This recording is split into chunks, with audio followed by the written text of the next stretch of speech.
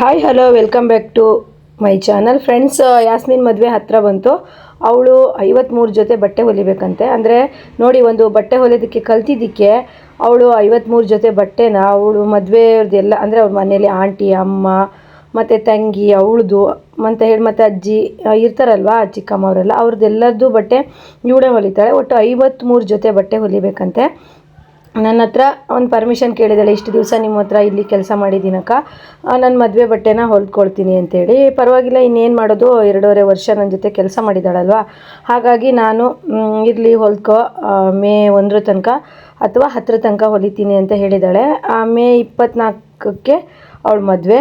ಆದ್ದರಿಂದ ಈಗ ನೋಡಿ, 53 ಜೊತೆ ಬಟ್ಟೆ ಅಂದರೆ ಅವಳೊಂದು ಟೈಲರಿಂಗ್ ಕಲ್ತಿದ್ದಕ್ಕಾಯ್ತು. ಇಲ್ಲ ಅಂತಂದರೆ ಈಗಿನ ಈಗ ಹೆಂಗಂದರೆ ಫುಲ್ ಬ್ಯುಸಿ ಟೈಲರ್ಸ್, ಯಾರನ್ನೂ ಟೈಲರ್ಸ್ ಮಾತಾಡ್ಸೋಂಗಿಲ್ಲ.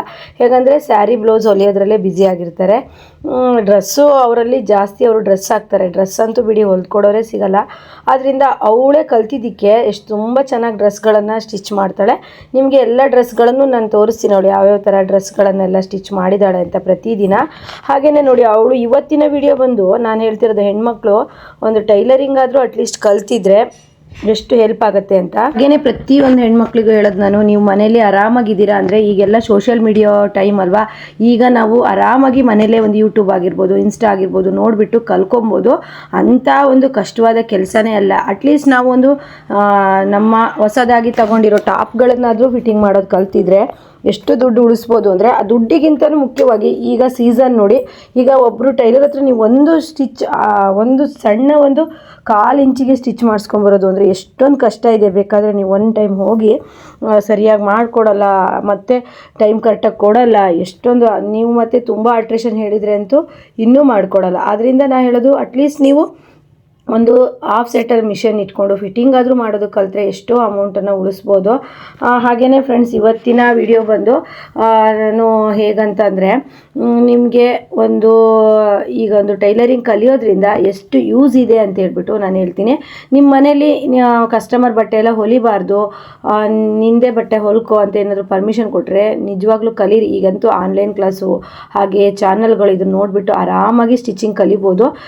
ಇವತ್ತೇ ನೀವು ಉದಾಹರಣೆ ನೋಡಿ, ಯಾಸ್ಮಿನ್ಗೆ ಅವಳು ಯಾವುದೇ ಟೈಲರಿಂಗ್ ಕ್ಲಾಸಿಗೆ ಹೋಗಿಲ್ಲ, ಅಥವಾ ಅವಳು ಯಾರ ಹತ್ರನೂ ಹೋಗಿ ಕಲ್ತಿಲ್ಲ. ಅವಳು ಹಾರ್ಡ್ ವರ್ಕ್ ಮಾಡಿದ್ಲು, ಹಾಗೆ ನೋಡಿದ್ದನ್ನು ಟ್ರೈ ಮಾಡಲೇಬೇಕು ಅಂತ ಟ್ರೈ ಮಾಡಿದ್ಲು. ಹಾಗೆ ನನಗೆ ಮೊನ್ನೆ ಒಬ್ಬರು ಕಮೆಂಟ್ ಮಾಡಿದರು, ಅಕ್ಕ ಯಾಸ್ಮಿನ್ ಮದುವೆನಾ, ಅವರು ಸ್ಟಿಚಿಂಗ್ ನಂಗೆ ತುಂಬ ಇಷ್ಟ ಆಗುತ್ತೆ, ನಿಮ್ಮ ಸ್ಟಿಚಿಂಗು ನಂಗೆ ತುಂಬ ಇಷ್ಟ ಆಗುತ್ತೆ ಅಂತ ಹೇಳಿ ಕಮೆಂಟ್ ಮಾಡಿದರು. ನನ್ನ ಚಾನಲಿಂದ ನಿಮಗೆಲ್ಲ ಪರಿಚಯ ಆದವಳು ಅಂದರೆ ಯಾಸ್ಮಿನು. ಅವಳು ತುಂಬ ವೀಡಿಯೋಸ್ಗಳನ್ನು ಟೈಲರಿಂಗ್ ಅಂದರೆ ಸ್ಟಿಚಿಂಗಿಗೆ ನನಗೆ ತುಂಬ ಹೆಲ್ಪ್ ಮಾಡಿದ್ದಾಳೆ.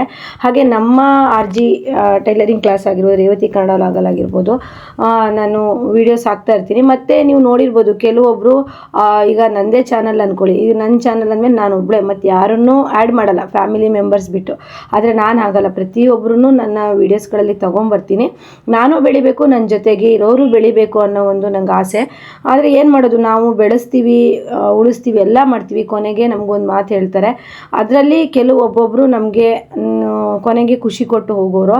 ನಾವು ಟೈಲರಿಂಗ್ ಕ್ಲಾಸ್ ಮಾಡಿದಾಗೂ ಅಷ್ಟೇ, ಅಷ್ಟೊಂದು ಜನಕ್ಕೆ ಮಾಡಿರ್ತೀವಿ, ಅವ್ರುಗಳಿಗೆಲ್ಲ ಕೃತಜ್ಞತೆಯೇ ಇಲ್ಲ ಅಂದಾಗ ನಾನು ಟೈಲರಿಂಗ್ ಕ್ಲಾಸ್ ಮಾಡೋದೇ ಬಿಟ್ಟೆ. ಈಗೆಲ್ಲ ಹೇಗಂದರೆ, ನಾವು ಅಮೌಂಟ್ ಇಸ್ಕೊಳ್ತೀವಿ, ಕ್ಲಾಸ್ ಮಾಡಿಬಿಡ್ಬೇಕು, ಅಷ್ಟರಲ್ಲೇ ಇರಬೇಕು, ಯಾರನ್ನೂ ಸಹಿತ ಜಾಸ್ತಿ ಹಚ್ಕೊಳ್ಳೋದಕ್ಕೆ ಹೋಗಬಾರ್ದು. ಏನೇ ಆಗಲಿ ಫ್ರೆಂಡ್ಸ್, ಹೇಳೋದು, ನಾವು ಯಾರನ್ನೂ ನಂಬ್ಕೊಂಡಿರೋಕ್ಕೆ ಬರೋದಿಲ್ಲ. ನಾವು ಅಟ್ಲೀಸ್ಟ್ ಒಂದು ಸ್ಟಿಚಿಂಗ್ ಹಾಕೋದಾದರೂ ಕಲ್ತಿರ್ಬೇಕು. ಅಥವಾ ನನಗೆ ನಿನ್ನೆ ಒಬ್ಬರು ಕಾಲ್ ಮಾಡಿದರು, ಅವ್ರು ಹೇಳಿದ್ರು, ಅಕ್ಕ ನಮ್ಮ ಮನೇಲಿ ಫ್ರೀ ಇದ್ದೀನಿ, ಹಾಗಾಗಿ ಒಂದು ಮಿಷನ್ ತೊಗೊಂಡಿದ್ದೀನಿ, ಈಗ ಕಲಿತಾ ಇದ್ದೀನಿ, ನಿಮ್ಮ ವೀಡಿಯೋಸ್ ಎಲ್ಲ ನೋಡಿಬಿಟ್ಟು ಕಲಿತೆ ಅಂತ ಹೇಳಿದ್ರು. ನಂಗೆ ತುಂಬ ಖುಷಿ ಆಯಿತು. ಇನ್ನೂ ಮುಂದೆ ಚೆನ್ನಾಗಿ ಕಲೀರಿ. ಟೈಲರಿಂಗಿಗೆ ತುಂಬ ಬೇಡಿಕೆ ಇದೆ.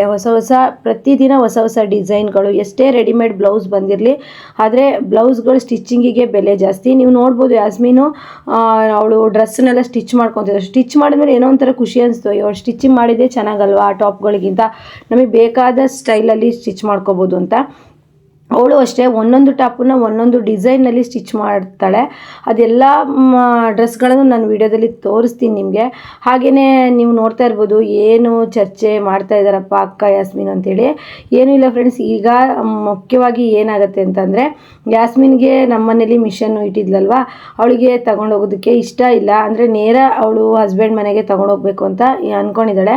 ಆದರೆ ನನಗೆ ಸ್ವಲ್ಪ ಜಾಗದ ಅಭಾವ ಇರೋದ್ರಿಂದ ಈಗ ಅವಳ ಮಿಷನನ್ನು ನೆಕ್ಸ್ಟು ಅಂದರೆ ಒಂದು ನೀಟಾಗಿ ಕಲ್ತವ್ರಿಗೆ ಕೊಡ್ಬೋದು ಬಿಟ್ಟರೆ ಈಗ ಕಲಿಯೋಕ್ಕೆ ಬರೋರಿಗೆ ಯಾರಿಗೂ ಕೊಡೋದಕ್ಕೆ ಬರಲ್ಲ. ಆದ್ದರಿಂದ ಅಕ್ಕ ಎಲ್ಲಾದರೂ ಹಿಡಿ ಅಂದ್ರೆ ನಮ್ಮ ಮನೇಲಿ ಈ ದೊಡ್ಡ ಮಿಷನ್ನು ಮತ್ತು ಒಳಗಡೆ ರೂಮಿಗೆಲ್ಲ ಹಿಡಿಯೋದಿಲ್ಲ. ಹಾಗಾಗಿ ಯೋಚನೆ ಮಾಡ್ತಾಯಿದ್ದೆ, ನಾನೀಗ ಬಟ್ಟೆ ಸೇಲ್ ಮಾಡೋದ್ರಿಂದ ಬಟ್ಟೆ ಸ್ಟಾಕ್ ಎಲ್ಲ ಬರ್ತಾ ಇರುತ್ತೆ, ಅದಕ್ಕೆ ತುಂಬ ಜಾಗಗಳು ಬೇಕು. ಹಾಗೆ ಕಸ್ಟಮರ್ ಕೊಟ್ಟಿರೋ ಬಟ್ಟೆಗಳನ್ನು ಇಟ್ಕೊಳ್ಳೋದಕ್ಕೆ ನಮಗೆ ತುಂಬಾ ಕಿರಿಕಿರಿ ಆಗಿಬಿಟ್ಟಿದೆ. ಅಂದರೆ ಮುಂದ್ಗಡೆ ಹಾಲು ಮತ್ತೊಂದು ಚಿಕ್ಕ ರೂಮ್ ಇದೆ ಎದುರುಗಡೆ, ಅದರಲ್ಲಂತೂ ಫುಲ್ ಆಗಿದೆ. ಮತ್ತು ಹೆಂಗಾತ ಹಾಗೆ ಬಿಸಾಡಿ ಇಟ್ಕೊಳ್ಳೋಕ್ಕೂ ನಂಗೆ ಇಷ್ಟ ಆಗಲ್ಲ. ಬಟ್ಟೆಗಳನ್ನೆಲ್ಲ ನಾನು ನೀಟಾಗಿ ಇಡಬೇಕು. ನನಗೆ ಅರ್ಧ ಟೈಮು ನಾನು ಬಟ್ಟೆಗಳನ್ನ ನೀಟಾಗಿ ಜೋಡಿಸಿಟ್ಟು ಅಂದರೆ ಸೀರಿಯಲ್ ಪ್ರಕಾರ ಸ್ಟಿಚ್ ಮಾಡೋದಕ್ಕೆ ಇಷ್ಟಪಡ್ತೀನಿ. ನನಗೆ ಎಲ್ಲ ಬಟ್ಟೆಗಳನ್ನು ಒಟ್ಟು ನಾನು ನೀಟಾಗಿ ಇಟ್ಕೊಂಡಿದ್ರೆ ನನಗೆ ಕೆಲಸ ಮಾಡೋದಕ್ಕೆ ಇಂಟ್ರೆಸ್ಟ್ ಬರೋದಿಲ್ಲ ಅಂತಲೇ ಹೇಳ್ಬೋದು. ಹಾಗಾಗಿ ನನಗೆ ಸ್ವಲ್ಪ ಜಾಗದ ಅಭಾವ ಇದೆ. ಜಾಕ್ ಮಿಷನ್ಗೆ ಏನು ಅಂದರೆ ತುಂಬ ಜಾಗ ಬೇಕು. ನನಗೆ ಏನು ಅಂತಲೇ ಗೊತ್ತಾಗ್ತಾ ಇಲ್ಲ. ಹತ್ತಿರದಲ್ಲೇ ರೂಮ್ ಸಿಕ್ಕರೆ ರೂಮ್ ಮಾಡೋದಾ, ಕೆಲಸದವ್ರನ್ನ ಕರ್ಕೊಳ್ಳೋದಾ ಬಿಡೋದಾ, ಏನೋ ಒಟ್ಟು ಟೋಟಲಿ ಕನ್ಫ್ಯೂಸ್ ಆಗಿಬಿಟ್ಟಿದ್ದೀನಿ. ಹೇಗಂದರೆ ಈಗ ನಾವು ಟೈಲರ್ಸನ್ನು ಕರ್ಕೊಂಡ್ರೆ ಅವರಿಗಾದ ರೂಮು ಮಿಷನ್ನು ಪ್ರತಿಯೊಂದೂ ನಾವು ರೆಡಿ ಮಾಡಬೇಕು. ಅಥವಾ ನಾನು ಒಬ್ಬಳೇ ಕೆಲಸ ಮಾಡೋಣವಾ ಏನು ಅಂತಲೇ ಅರ್ಥ ಆಗ್ತಾ ಇಲ್ಲ.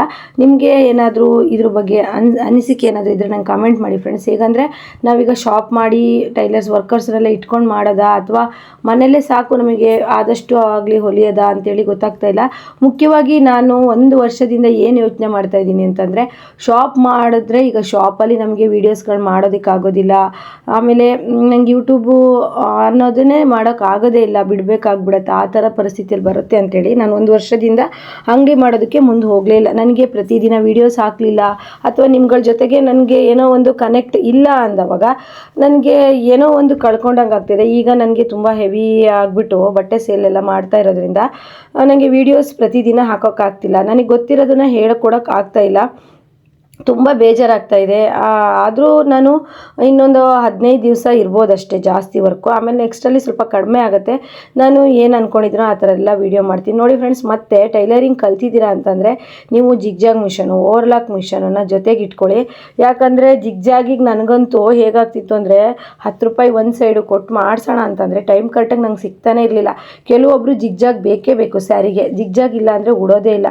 ಅದರಿಂದ ನಾನು ಏನು ಮಾಡಿದೆ ಅಂತಂದರೆ ಫಸ್ಟು ನಾನು ಎಂಬ್ರಾಯ್ಡ್ರಿ ಮಾಡೋಕ್ಕೆ ಅಂತ ಮಿಷನ್ ತಂದಿದ್ದೆ ನಾನು.